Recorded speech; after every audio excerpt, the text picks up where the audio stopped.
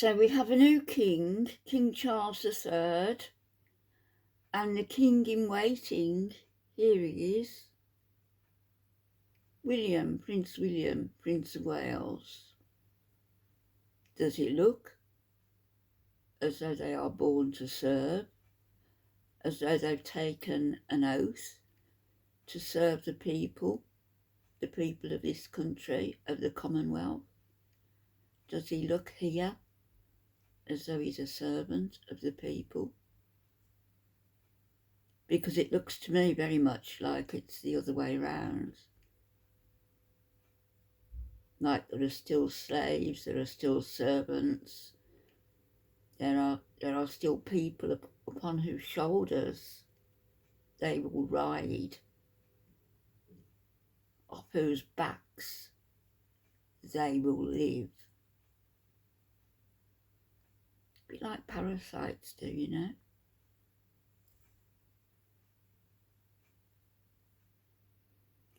Do these men look to you like they're happy? Like they're happy to be carrying this big white fella around? Could be any colour really, but happens to be William. This big white fella around on their bared shoulders. Do they look happy? They don't to me. And neither would I be if I was one of them, or the family of these men. How dare they be so presumptuous as to think they are better than anybody else, worth so much more than anybody else. Hey ho though, William, eh? 24 million a year in your pocket as pocket money from the Duchy of Cornwall for doing nothing. Hey ho, hey ho.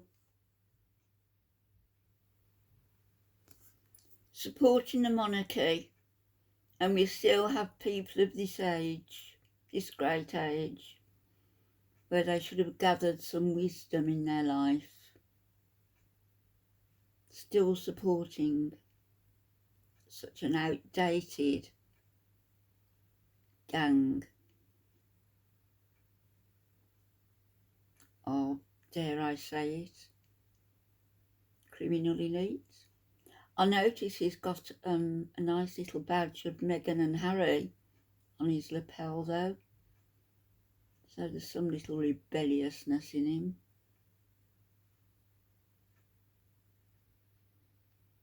Oh, and they've all met up for lunch. Tomato soup and cheese toasties served on silver platters. Charles has to say grace. Kate is sitting in her £3 million tiara.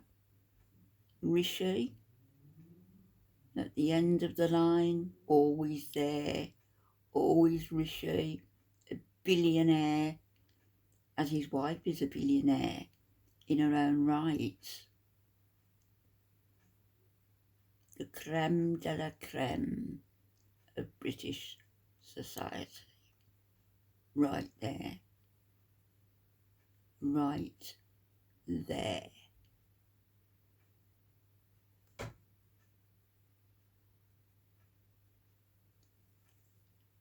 Rishi Sunak, the unelected Prime Minister of this country. Unelected, unwanted. Not too bright, very rich.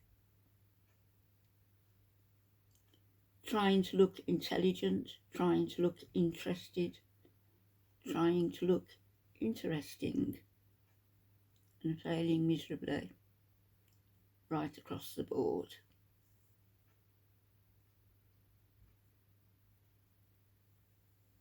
William, his father's son, overnight an extra £24 million a year in his pocket from the Duchy of Cornwall. That's in addition to all the other monies and all the other lands. Prince of Wales, Duke of Cambridge, King in waiting,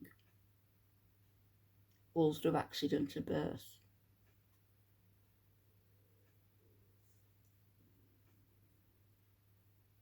And Meghan, I had certain hopes of Meghan, that she would stand by her convictions, that she would bring a dose of reality into the royal family. But it would take far more than Meghan. You were never going to be accepted, let's face it, ever. Because you're not of royal blood. You're not of good old stock, as they say, stock breeding. You'd also been married. You had a track record. After all that they put Diana through, you were not going to be easily accepted. And in fact, you weren't accepted despite what they say.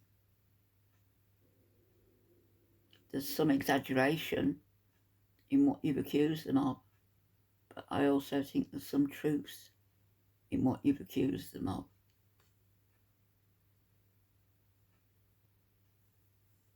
Princess Anne, she might be hardworking. She might be your typical royal, if there is such a thing as a typical royal. She's also extremely rude and extremely arrogant, simply because of being born into that family and having those parents. A lot of hard work, though. She cuts a lot of ribbons and opens a lot of fates. There you go. She's also, you've got to sort of respect her for this if she has said it. And it was from, was it one of Camilla's ladies in waiting that Anne said, "You are not the Queen." Oh dear. I guess Anne felt that role should have been hers. Princess Margaret, or Margot, as the royals call her, the royal family called her. Margot. Very grandiose, very snobbish, very arrogant, very rude, very flamboyant, very extravagant, quite promiscuous. And she wanted to be queen, even insisting that her sister asks the powers that be when she was a child, "Can Margot be queen? Because I don't want to be." Would she have made a good queen? No.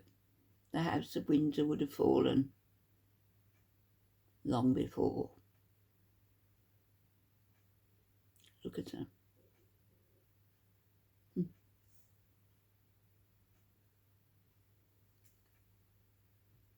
You can see who this is, can't you?